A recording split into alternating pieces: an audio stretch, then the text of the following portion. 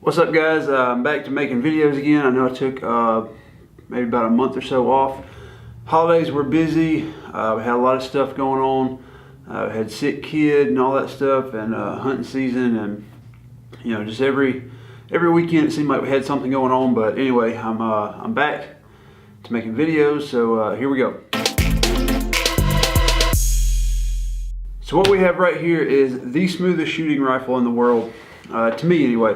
I know somebody else probably has some kind of competition gun with light and bolt and all that crap that shoots super smooth and doesn't even move under recoil, but to me this is the smoothest shooting gun I have by far. Well, not by far, by a little bit.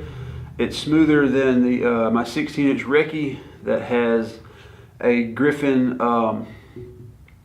flash comp on the front and an H2 buffer. As you can see, this has an A2 rifle stock, which has the rifle buffer in it, which is heavier than an H2. I think it's like 5 ounces or so. So anyway, it's got a rifle spring, rifle buffer. It's a lot more spring rate, I guess, and more weight of the buffer. So the bolt's going a lot smoother. The bolt carrier is going a lot smoother and a lot slower. And this upper, you've seen it before. It used to ride on a carbine style lower. This upper is an 18-inch barrel with a rifle length gas. The gas block is right here. So you've got all this gas, the full 12 or so inches of rifle length gas.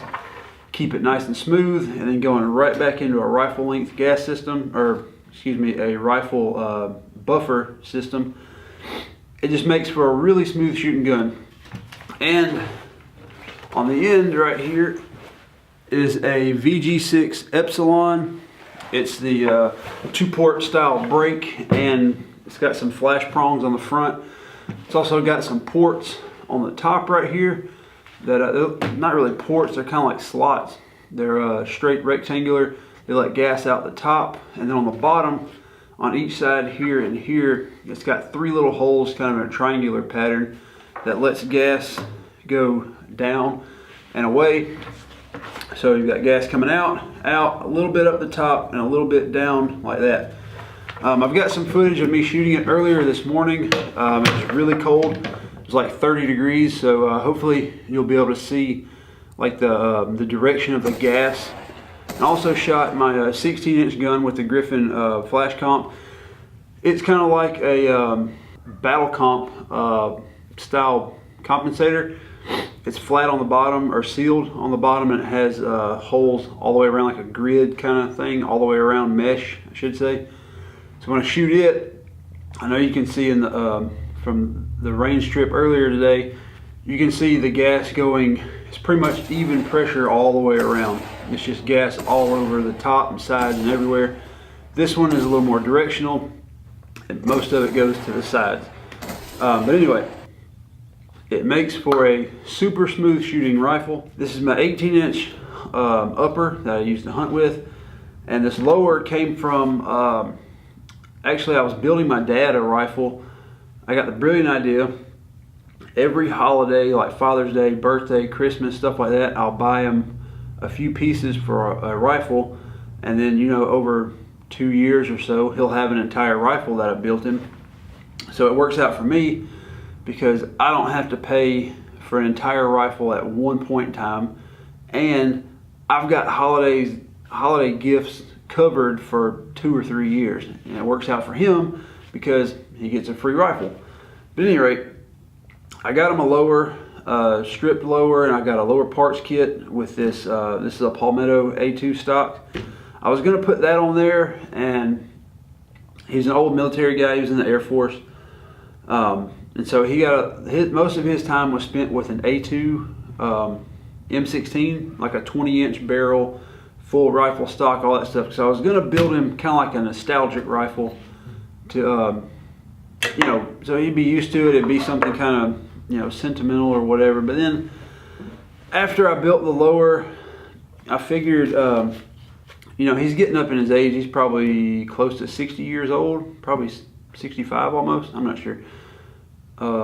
Maybe I should know that, but when you get that old, you just kind of forget. Anyway, he's 65-ish years old.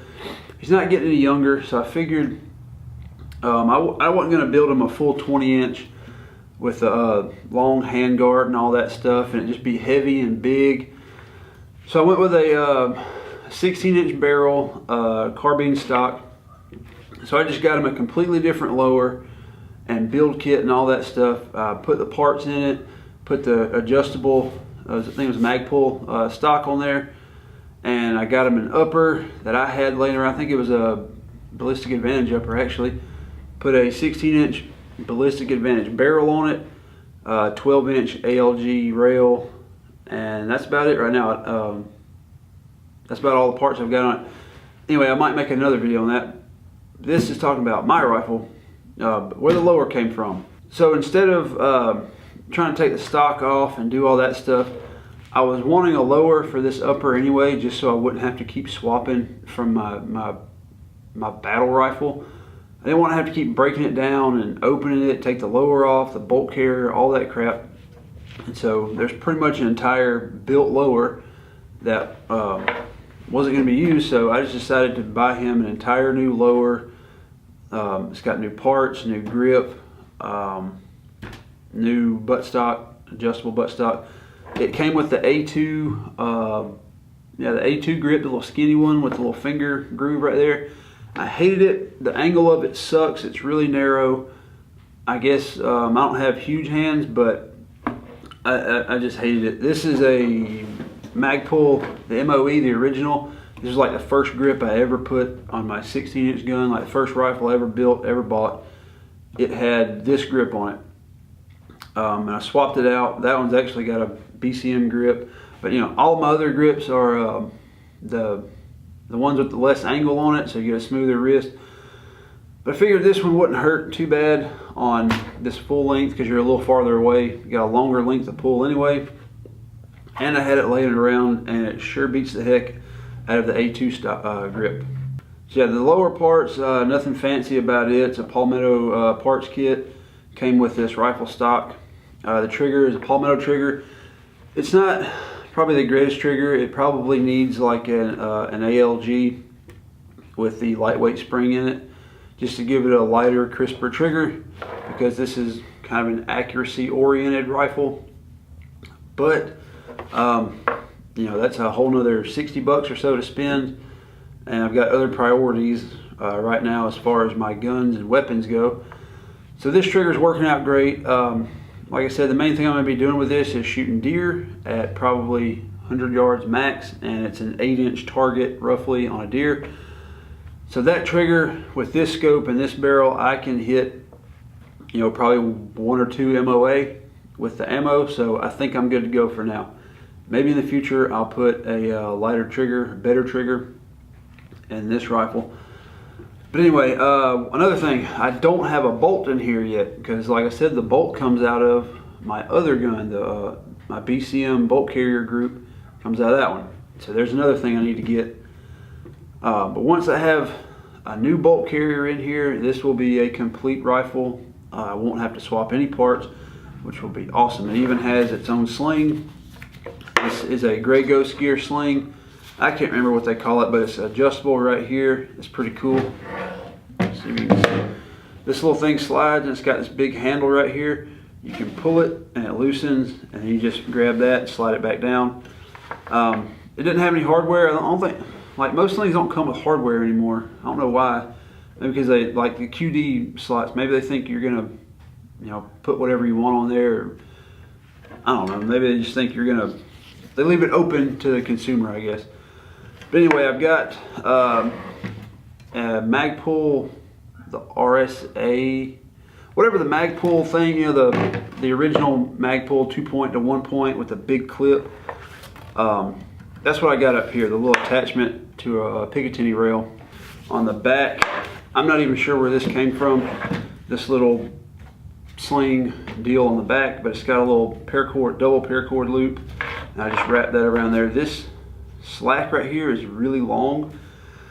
Not quite, actually I think it was long enough to go around here, but there was no way to keep it from sliding. So this is not ideal, but it's how I have it for now. Ideally, I'd probably put a Magpul rifle stock, which has QD slots on it, and then put a QD button on the sling. That'll be the best solution for me, I think. But as little as this gun gets used, this right here is perfect. But anyway, the sling, it's probably 2 inches wide, padded right there. This is that, I don't even know what they call this stuff. It's not nylon, it's like that nylon coated strap stuff that like JPC uses on like the shoulders of their plate carriers. It's that new space aged material stuff. And then this part is just standard nylon webbing for the rest of the sling. But anyway, it works out great when you're hunting because you're going to be having the rifle slung while you're walking or toting or dragging stuff. So it's really comfortable on the neck. This gun's not terribly heavy anyway. It's got a lightweight rail and no extra stuff, no lights, any of that stuff. And I run a 20 round mag in it. So it's not too heavy. But anyway, all this stuff put together, starting from here, super good muzzle brake, or super effective muzzle brake, through the rifle length gas, all the way back to the rifle buffer spring, and to the rifle stock, makes it an extremely smooth shooting rifle. Actually, the first time I shot this rifle, we were out with some friends shooting for the Iron Bowl. We have like an Iron Bowl get together and we go shooting. But anyway, I took this out to shoot it, and it really surprised me when I pulled the trigger, because it's like it sounds kind of weird, cliche, but I didn't even really know the gun went off.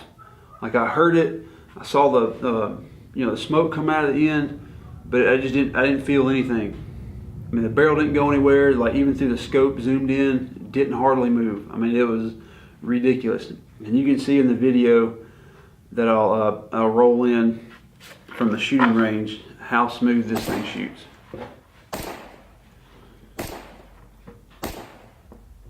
Alright, so there you go, guys. This is my softest, most smoothest shooting rifle. I don't know how good in English that is, but it's the softest, smoothest shooting rifle I have. And probably because it's how the rifle was designed to be. Rifle length gas, rifle length stock, buffer, all that crap. You know, the carbine stuff, the shorter gas, the lighter buffer, all that stuff, it makes for a harsher recoil.